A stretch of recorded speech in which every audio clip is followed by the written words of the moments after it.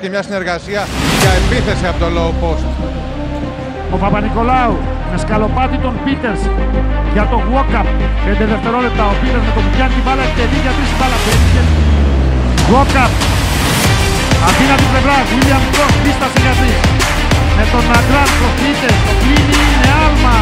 Ο Χουάντσο επιμένει. Ο William Cross θα το χύσει. Ο Χουάντσο. Walk-up. Παπα-Νικολάου η προσποίηση.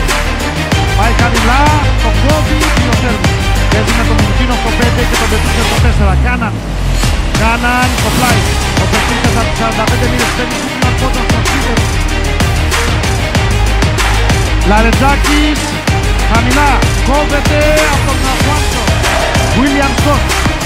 Διώχνει τον Κάναν, παίζει πικερών με τον Μιλουτίνοφ. Του δίνει σκαστή πάσα, Μιλουτίνοφ για τον Πετρούσεφ. Αυτός με το Λεσόρ στα 5 δευτερόλεπτα. Williams Γκος, άλλη μια σκαστή πάσα. Πετρούσεφ στο πλάι.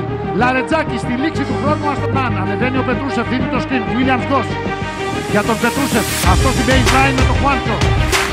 Πετρούσεφ με τον Χουάντσο. Πετρούσεφ γυρίζει με το ένα χέρι. Δεν θα πετύχει καλά του Μιλουτίνοφ. Διώχνει τον Πίτερς και αυτός δοκιμάζει για 3 στο Πίτερς. Τελικό πάνω του Παπα-Νικολάου. Πίτερς από 2. Λάθος.